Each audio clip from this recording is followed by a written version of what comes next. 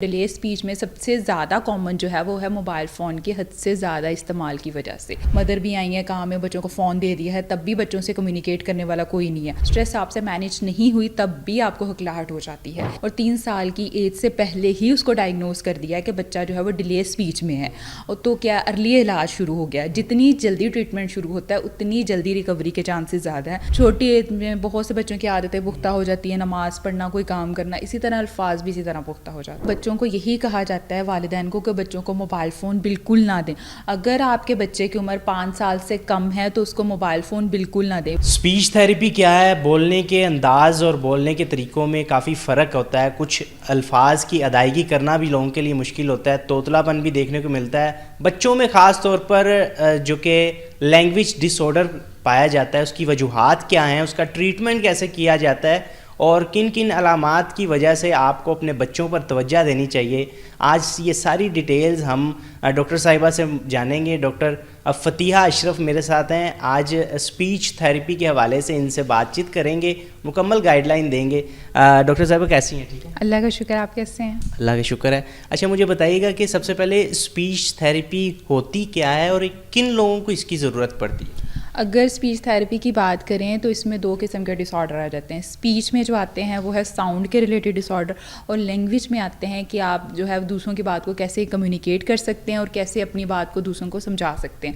اب اس میں جو تھیریپی کی جاتی ہے وہ آج کل ایک ڈس آرڈر بہت زیادہ کامن ہے, یعنی بچوں کے دیر سے بولنے کی وجہ اور فالج کے مریض, ان کی تھیریپی کی جاتی ہے. اس کے علاوہ توتلا پن, ہکلاہٹ, یہ تمام ڈس آرڈرز جو ہیں وہ اسپیچ تھیریپی میں آ جاتے ہیں. بچوں میں خاص طور پہ دیکھا جاتا ہے کہ وہ بولتے لیٹ ہیں, جیسے آپ بتا رہی ہیں. کیا ایسا ہے کہ بچپن میں کچھ ایسے الفاظ سے جو ماں باپ ان کو توتلا پن پہ لے جاتے ہیں, کچھ ایسی چیزیں ہیں, یا قدرتی طور پہ کسی ڈس آرڈر کی وجہ سے ایسا ہوتا ہے؟ اگر بچوں کے دیر سے بولنے پر بات کی جائے, ڈیلے اسپیچ پر بات کی جائے, تو ڈیلے اسپیچ میں سب سے زیادہ کامن جو ہے وہ ہے موبائل فون کے حد سے زیادہ استعمال کی وجہ سے. آج کل بچے جو ہیں وہ موبائل فون بہت زیادہ یوز کر رہے ہیں, جس کی وجہ سے وہ ڈیلے اسپیچ میں جا رہے ہیں. اور آپ کے گھر کا انوائرمنٹ بھی ڈپینڈ کرتا ہے. اگر مدر اور فادر دونوں ورکنگ ہے تب بھی بچوں میں کمیونیکیشن گیپ آ جاتا ہے اور بچے ڈیلے اسپیچ میں چلے جاتے ہیں. اگر آپ جو ہیں وہ مدر اور فادر بچوں سے بات نہیں کر رہے, مدر بھی آئی ہیں کام میں بچوں کو فون دے دیا ہے تب بھی بچوں سے کمیونیکیٹ کرنے والا کوئی نہیں ہے, تو بچے جو ہیں وہ صرف موبائل فون دیکھ رہے ہیں لیکن اپنے آپ کو ایکسپریس نہیں کر رہے. وہ بولیں گے کیسے؟ اسی لیے بچوں میں زیادہ سے زیادہ یہ کوشش کریں کہ وہ آپ لوگوں کے ساتھ انگیج ہوں, پیرنٹس کے ساتھ انگیج ہوں, کمیونیکیٹ کریں. اچھا, بچوں کی تو بات ہو گئی. کیا ایسا دیکھنے کو ملتا ہے کہ بچوں سے زیادہ ایڈلٹ میں یہ چیز پائی جائے؟ ایڈلٹ میں جو ہے وہ اسٹیمرنگ کے ایشوز بہت زیادہ ہیں, یعنی ہکلاہٹ کے. ہکلاہٹ جو ہے وہ لائف کے کسی بھی ٹائم آپ کو سٹارٹ ہو سکتی ہے. اور بیہائنڈ دی ریزن اگر اس کے کازز پہ بات کریں تو یہ سوشل انزائٹی کی وجہ سے ہوتی ہے زیادہ, کہ آپ سوشلی جو ہے وہ کمیونیکیٹ نہیں کر پا رہے, یا آپ نے بہت زیادہ اسٹریس لے لی ہے, اسٹریس آپ سے مینیج نہیں ہوئی تب بھی آپ کو ہکلاہٹ ہو جاتی ہے. اسی لیے سب سے پہلے پیشنٹ کی اسٹریس کو مینیج کیا جاتا ہے, اس کے سوشل انزائٹی کے سمٹمس کو مینیج کیا جاتا ہے, دین اس کی اسٹیمرنگ جو ہے وہ automatically with the passage of time ٹھیک ہو جاتی ہے. بچپن میں لرننگ زیادہ ہوتی ہے, لرننگ پیریڈ جو ہمارا چل رہا ہوتا ہے, سیکھنا آسان ہوتا ہے. تو کیا جوان ہونے کے بعد ایڈلٹہڈ میں جا کر اس چیز کی طرف, یہ ڈس آرڈر کو ختم کرنا کیا ان کے لیے آسان ہوتا ہے؟ اگر بچپن کی بات کریں, بالکل. اگر ایک بچہ ہے, اس کی ایج جو ہے 3 سال ہے, اور 3 سال کی ایج سے پہلے ہی اس کو ڈائگنوز کر دیا ہے کہ بچہ جو ہے وہ ڈیلے اسپیچ میں ہے, اور تو کیا ارلی علاج شروع ہو گیا. جتنی جلدی ٹریٹمنٹ شروع ہوتا ہے اتنی جلدی ریکوری کے چانسز زیادہ ہیں. جیسے جیسے بچہ بڑا ہوتا جائے گا اس کا ٹریٹمنٹ پلان مشکل ہو جاتا ہے. اگر توتلا پن کی یا ہکلاہٹ کی بات کریں تو بچوں کے الفاظ پختہ ہو جاتے ہیں. اسی لیے والدین کو کہا جاتا ہے کہ انتظار نہ کریں اور بچوں کی تھیراپی سٹارٹ کروائیں, کیونکہ بچہ چھوٹی ایج میں وہ جلدی سیکھ جائے گا, لیکن بچہ بڑی ہو جاتا ہے تو وہ الفاظ پختہ ہو جاتے ہیں. جس طرح چھوٹی ایج میں بہت سے بچوں کی عادتیں پختہ ہو جاتی ہیں, نماز پڑھنا, کوئی کام کرنا, اسی طرح الفاظ بھی اسی طرح پختہ ہو جاتے ہیں. مطلب یہ کہ جو بڑی ایج میں چلے جاتے ہیں, اگر کوئی 35 سال کی ایج کو کراس کر گیا ہے تو وہ آسانی سے اسپیچ تھیریپی کے ذریعے کیا دوبارہ اپنے آپ کو ٹھیک کر سکتے ہیں عام لوگوں کی طرح؟ ہاں بالکل ٹھیک کر سکتے ہیں. اس میں میں آپ کو اگزامپل دیتی ہوں. ہمارے سب سے فیمس ایکٹر ہیں انڈیا کے ہرتک روشن. ان کو سویئر قسم کی اسٹیمرنگ تھی, لیکن اگر ان کی موویز, ان کے ڈائلاگس دیکھیں تو کوئی بھی پہچان نہیں سکتا کہ ان کو بھی ہکلاہٹ ہے, بالکل بھی نہیں. اسی طرح یہ آپ پہ ڈپینڈ کرتا ہے, آپ کتنے زیادہ جو ہے اس چیز میں ایفرٹ کرتے ہیں, آپ کی ول پاور کتنی ہے. یہ تھیراپی میں صرف جو ہے وہ تھراپسٹ کا رول 10% ہوتا ہے, باقی ساری ایفرٹ جو ہے پیشنٹ کی اور انوائرمنٹ پہ ڈپینڈ کرتی ہے.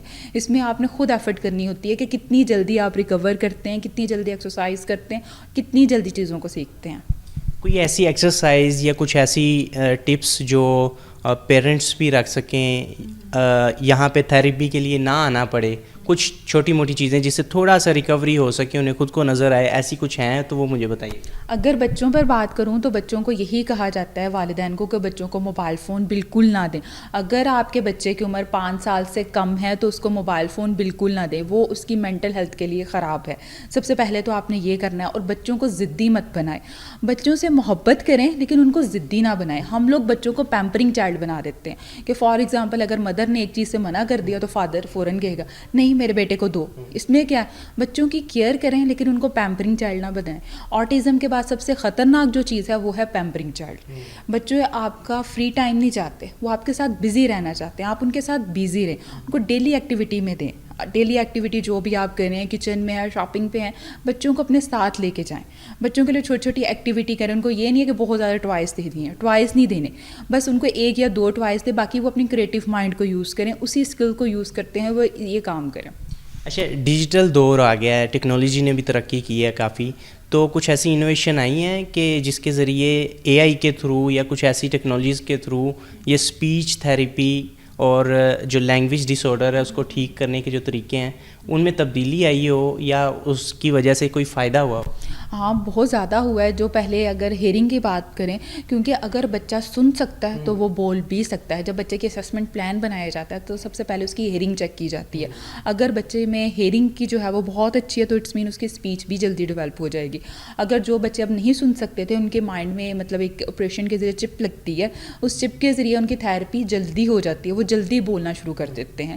ڈپینڈ کرتا ہے پھر بھی بچوں کی اسکل پہ اور گھر کے انوائرمنٹ پہ. اب بچے تھیراپی سینٹر آ رہے ہیں, بہت اچھے سے کام کریں, گھر جا رہے ہیں پھر وہ زیرو. اسی لیے پیرنٹ سے یہی کہا جاتا ہے کہ جو چیز بچہ یہاں سیکھ کے جا رہا ہے وہی ماحول وہی چیز گھر میں دے تاکہ بچے جلدی ریکور ہوں. اچھا, وہ کون سا آپ سٹیج کہیں گی کہ جس کے بعد آپ سوچتی ہیں کہ اسپیچ تھیراپسٹ کے علاوہ وہ گھر میں اس کو بالکل ٹھیک نہیں کر سکے, اسپیچ تھیراپسٹ کی بہت زیادہ ضرورت ہے, اس سٹیج پہ جا کے بچے کو یا بڑے انسان کو لازمی ہاسپٹل آنا چاہیے؟ اگر بچوں کی بات کروں تو بچہ جو ہے, آپ کے بچے کی عمر 3 سال ہے, وہ اپنے نام پر بھی رسپانس نہیں کرتا تو آپ سٹل جو ہے والدین ویٹ کر رہے ہیں, تو یہ ان کی بیوقوفی ہے. ان کو لازمی چاہیے کہ وہ اسپیچ تھیراپسٹ کے پاس جائیں.